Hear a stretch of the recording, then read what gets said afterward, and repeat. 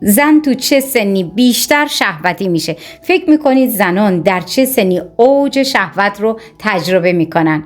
آیا سن خاصی وجود داره؟ شاید شما هم فکر میکنید که یک زن سن خاصی برای اوج شهوتش وجود داره. در این ویدیو پرده از راز این موضوع برمیدارم و به بررسی علمی و جذاب اون میپردازم. نظرتون چیه؟ آیا سن خاصی برای اوج شهوت زنا وجود داره یا نه؟ با ما همراه باشید و نظر خودتون رو در کامنت ها به اشتراک بذارید. سلام، مریم هستم. به کانال من خوش آمدید. من ویدیوهایی رو میسازم که به شما کمک میکنه بهترین رابطه جنسی و عاطفی خودتون رو داشته باشید. برای گرفتن پاسخ سوالاتتون با من همراه بشید. همتون رو دوست دارم. پختگی جسمی و سلامت عمومی نقش مهمی رو در تجربه لذت جنسی داره. با افزایش سن بسیاری از زنان به پختگی جسمانی و بهبود کیفیت زندگی دست پیدا میکنن. این تغییرات میتونه به افزایش اعتماد به نفس و لذت جنسیشون کمک بکنه. زنان در سنین 30 تا 40 سالگی به مرحله ای از پختگی جسمی میرسن که میتونه به بهبود کیفیت زندگیشون کمک بکنه. این پختگی معمولاً با کاهش مشکلات جسمانی و بهبود سلامت عمومیشون همراهه که میتونه به افزایش لذت جنسی هم منجر بشه. به طور مثال زنی که 35 ساله هستش که به طور منظم ورزش میکنه و به سلامت جسمی خودش توجه کافی رو داره، ممکن هستش که تجربه جنسی بهتری رو هم داشته باشه. این پختگی میتونه به افزایش اعتماد به نفس خودش و لذت جنسی رو که داره کمک بکنه. زنانی که به طور کلی سالمتر هستن و مشکلات پزشکی خاصی رو ندارن، معمولاً تجربه های جنسی بهتری رو هم دارن. خودآگاهی، افزایش خودآگاهی به زنان کمک میکنه تا بهتر با نیازها، تمایلات جنسی خودشون آشنا بشن. این آگاهی میتونه به بهبود کیفیت جنسی و افزایش اعتماد به نفسشون هم کمک بکنه. زنی 28 ساله که به خوبی به نیازهای خودش توجه میکنه و یقین رابطه جنسی موفق‌تر و بهتری رو هم داره. اعتماد به نفس در رابطه جنسی میتونه تأثیر زیادی بر لذت و شهوت زن داشته باشه.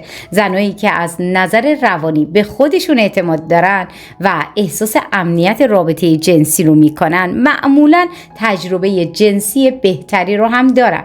زنی 32 ساله که به خودش و بدنش اعتماد داره، ممکن هستش که به دلیل این اعتماد به نفس تجربه لذت بخش از رابطه جنسی رو هم تجربه بکنه. این اعتماد به نفس به او کمک میکنه تا بدون نگرانی از قضاوت‌های احتمالی از رابطه جنسی خودش نهایت لذت رو ببره. پختگی عاطفی هم یکی دیگه از عوامل روانیه که میتونه بر لذت جنسی تاثیر بذاره. با افزایش سن و تجربه، زنان معمولاً به پختگی عاطفی بیشتری دست پیدا میکنن که میتونه به بهبود کیفیت رابطهشون هم کمک بکنه. پختگی عاطفی به زنها کمک میکنه تا به راحتی با احساسات، نیازهای جنسی خودشون کنار بیان.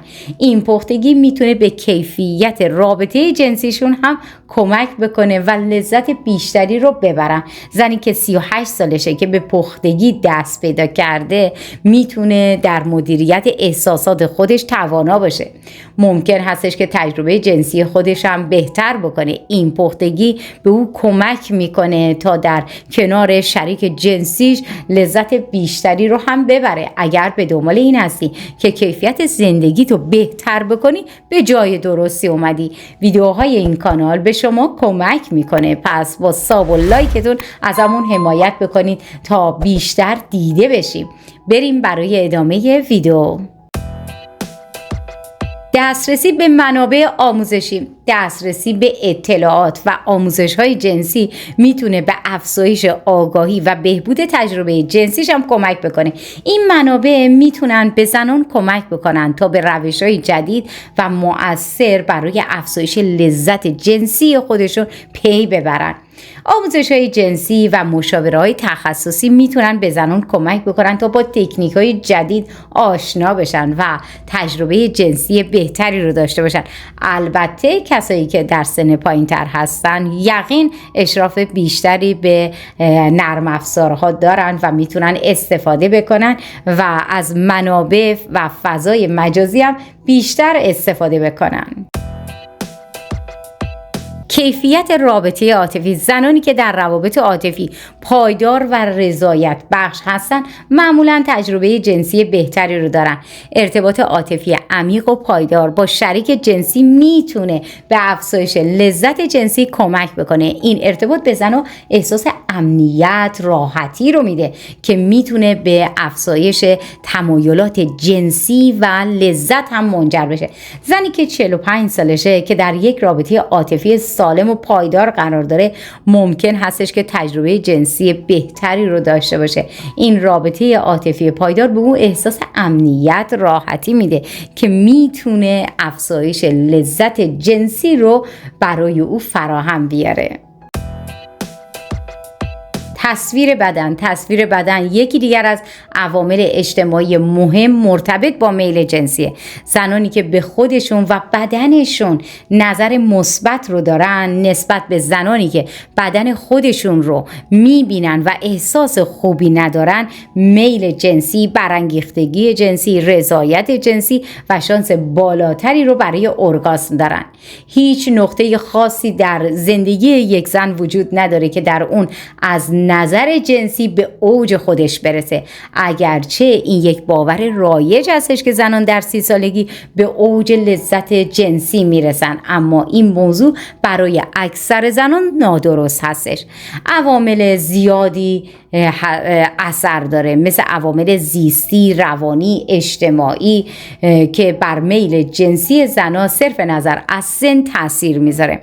اکثر زنان در طول عمر خودشون به دلیل این عوامل تغییرات متعددی رو در میل جنسی خودشون تجربه میکنن و این کاملا طبیعی هستش. وضعیت رابطه: مشخص شده که هم مدت رابطه و هم رضایت میل جنسی برای زنان خیلی مهم هستش. یک مطالعه در سال 2018 نشون داد که زنان در روابط طولانی مدت که رابطه خوبی رو با شریک زندگی خودشون داشتن، سطوح بالاتری از میل جنسی رو داشتن. به طور مشابه زنانی که در روابط خودشون با شرکای حساس، فهمیده، صمیمی، صرف نظر از جنسیتشون میل جنسی بالاتری رو هم نسبت به زنها با شرکای بی‌توجه داشتن. تغییرات هورمونی یکی از مهمترین عوامل فیزیولوژی که میتونه بر شهوت زنان تأثیر بذاره تغییرات هورمونی هستش. هورمون‌ها نقش کلیدی در تنظیم تمایلات جنسی رو دارن. به ویژه هورمون‌های استروژن و تستوسترون نقش بزرگی رو در افزایش حساسیت و لذت جنسی زنها بازی میکنن. هورمون استروژن در دوران بلوغ و اوایل دهه 20 و 30 سطوح هورمون‌های استروژن در بدن زنها افزایش پیدا میکنه. این هورمون‌ها به بهبود سلامت دستگاه تناسلی و افزایش جریان خون در نواحی جنسی کمک میکنه که میتونه به افزایش حساسیت و لذت جنسی منجر بشه. این تغییرات هورمونی به طور ویژه در دوره قاعدگی و تخمک گذاری شدت بیشتری رو پیدا میکنه. تصور کنید زنی 25 ساله که به تازگی در حال تجربه اولین رابطه جنسی خودش است، به دلیل افزایش سطح استروژن در بدنش او ممکن هستش که تجربه‌های بسیار لذت بخشتری از رابطه جنسی رو داشته باشه. این افزایش حساسیت میتونه به او کمک بکنه تا به راحتی به ارگاسم برسه و از رابطه جنسیش نهایت لذت رو ببره. هورمون تستوسترون.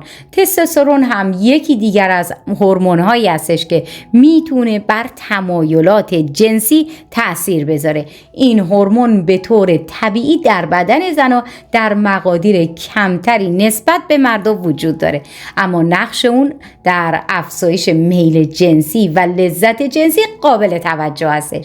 افزایش سطح تستوسترون میتونه به افزایش انرژی و لذت جنسی کمک بکنه. زنی که 30 ساله است که با افزایش سطح تستوسترون در بدنش مواجه هستش ممکنه به دلیل افزایش انرژی و میل جنسی تجربه‌های جنسی بیشتری رو هم داشته باشه. این افزایش میل جنسی میتونه به بهبود کیفیت رابطه جنسی و افزایش لذتش هم منجر بشه. زنان در چه سنی به اوج لذت جنسی خودشون میرسن؟ این یک باور رایج هستش که زنان در 30 سالگی و مردان در 20 سالگی به اوج جنسی خودشون میرسن. با این حال تحقیقات معاصر این نظریه رو تایید نمیکنه. در عوض تحقیقات بیان میکنه که میل جنسی زنان تحت تاثیر عوامل بیولوژیکی، روانشناختی و اجتماعی هستش که سن عامل تعیین کننده نیستش و این عوامل در طول زندگی زن تغییر میکنه. همه این عوامل میتونن به تجربه جنسی رضایت بخش و لذت بخش منجر بشن. با توجه به این عوامل زنان در سنین مختلف میتونن از تجربه جنسی مثبت و افزایش لذت هم بهره مند بشن. به نظر شما زنها در چه سنی اوج شهوت رو تجربه میکنن؟ آیا سن خاصی وجود داره؟ فراموش نکنید سابسکرایب و زنگوله رو بزنید. همینطور ویدیوهایی که در انتها نمایش دادم رو با دقت ببینید. دفعه بعد همتون رو میبینم.